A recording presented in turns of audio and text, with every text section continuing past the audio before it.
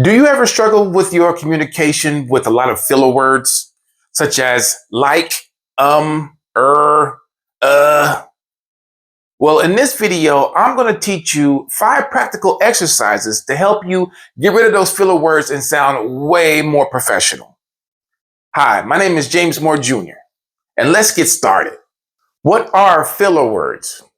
Filler words are basically words that you use in between silence to fill the silence, such as like, you know what I mean? Okay. Um, is a real popular one. That's usually for the people who are from a different language. But filler words are basically words that we use when we're nervous, when we are not prepared, or when we just lack some confidence, or we feel like we need to fill that space of silence. I'm going to give you one of the first exercises on how you can make your filler words disappear. For the first exercise, we're going to talk about how to embrace the pause. Most of the times when we are speaking and we feel like we shouldn't have any silence in between sentences, we'll use filler words. Just embrace that pause.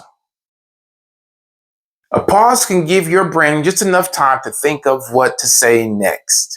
So one of the exercises for embracing the pause is to speak slowly.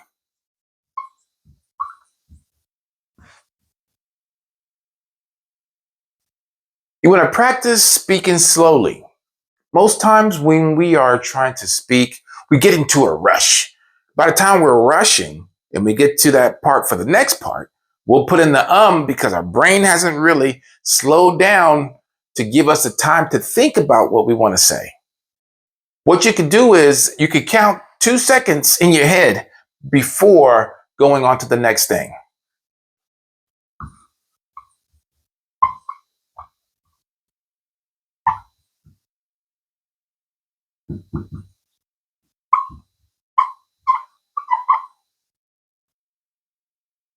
That is one exercise for embracing the pause.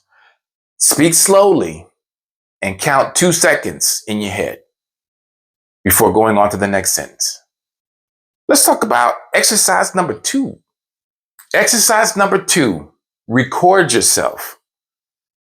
I'm recording myself right now, but I'm also recording this video to share with you. What you can do is set up your camera on a tripod or anywhere where you can have it facing you. Come up with something to talk about. Just give a small speech, record yourself, and then you're going to go back and watch it.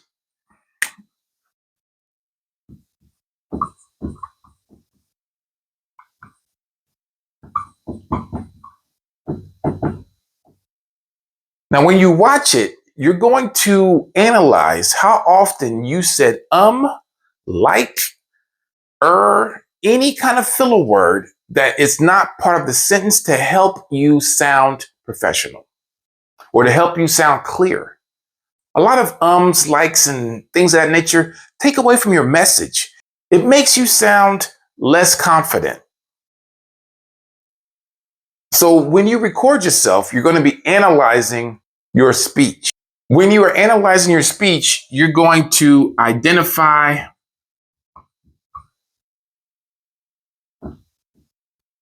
patterns.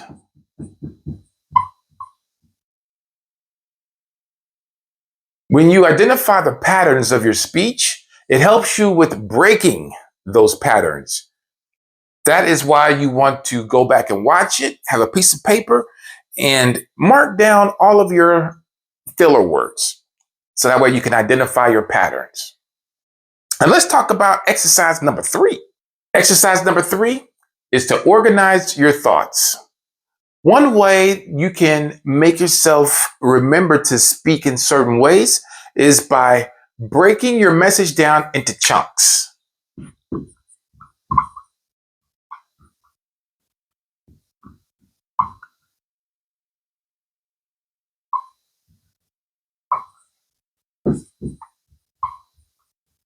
What do I mean by breaking it down into chunks? You want to remember at least 2 to 3 key points of your message.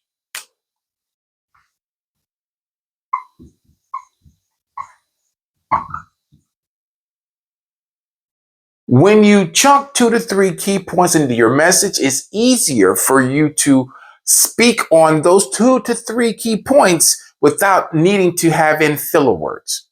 Plus, it also gives you time to let the person who is receiving the message receive it and maybe even ask some questions. So when you organize your thoughts, remember, you break your message down into chunks. And then make sure that there's only 2 to 3 key points per chunk.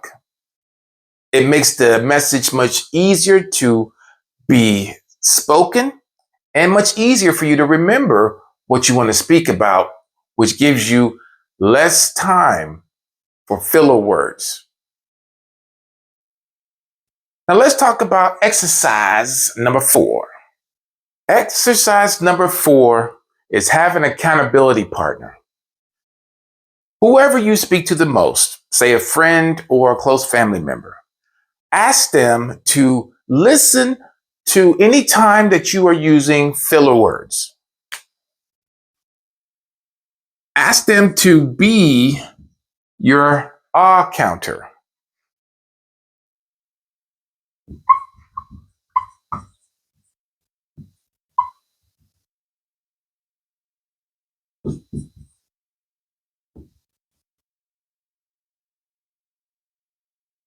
When you are speaking with your family or friend, just ask them, hey, anytime you hear me say a filler word, just do like a little ding, make some kind of noise, snap something, just to let you know that you are using a filler word. This will come in handy because we also do this in conversations. Filler words are just words we use to fill the air, the dead air. But that dead air is not so much dead. It's alive in our brains because our brain is taking in that information and processing it. So giving time with the first exercise, those pauses, gives people time to really think about what is being conveyed. So when you ask a family member or friend to listen, just have them be there to help. That's all they are. They're an accountability partner to help you on your journey to speak more clearly. Now let's talk about the last exercise, exercise number 5. Exercise number 5 is daily practice. One way you can practice is to read aloud.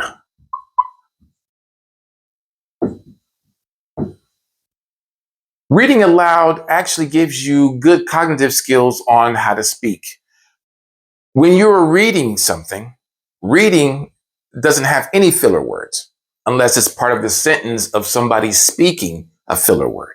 But at least when you read aloud, it gives you the opportunity to speak in ways that doesn't have filler words. It gets the brain more familiar with it. You could also practice tongue twisters.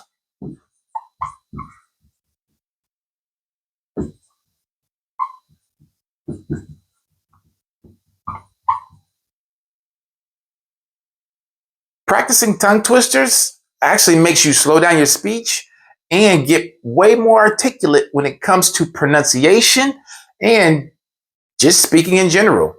Tongue twisters are fun.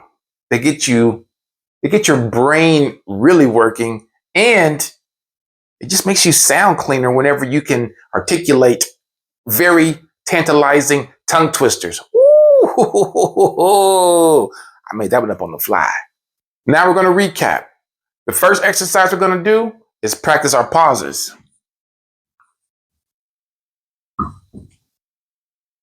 The second exercise that we're going to do is record ourselves.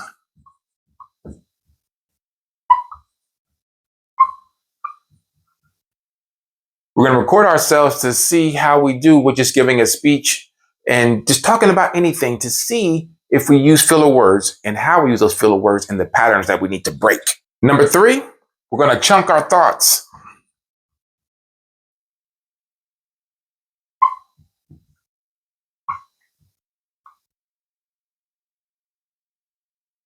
By chunking our thoughts, we're going to be like, was that like a filler word? No, it was more of an explanation of what we're going to be. Let me rephrase it. We're going to do like,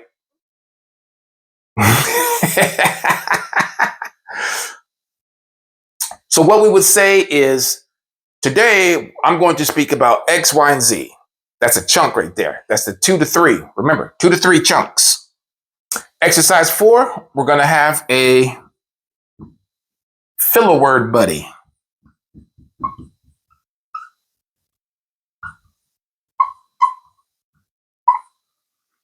That filler word buddy is going to be your friend or family member that you speak to a lot. They can keep a sharp ear out while you're having a conversation about how often you use filler words. Take that to heart. It's a very useful thing to do, is to have a friend or family member that is going to help you with listening for your filler words. And then last but not least, running those daily drills.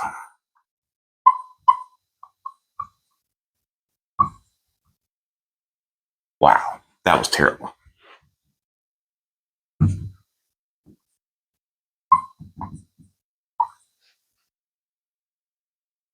Running those daily drills is what's really going to help you with getting rid of the filler words altogether. These are all the exercises that you can do on a daily basis to get better without using filler words.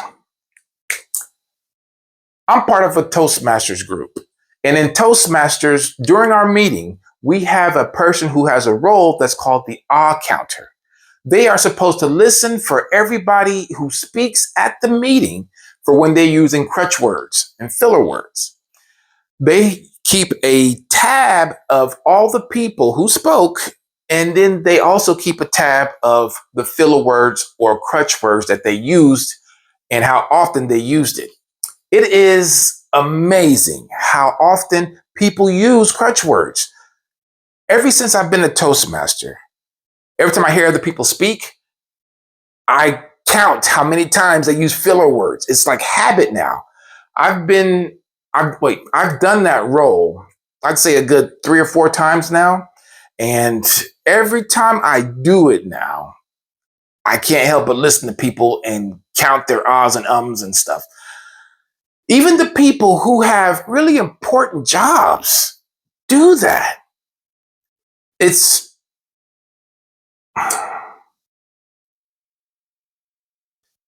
almost automatic for a lot of people to use a filler word. They just don't realize they're doing it. They don't understand how much it deters people from their message.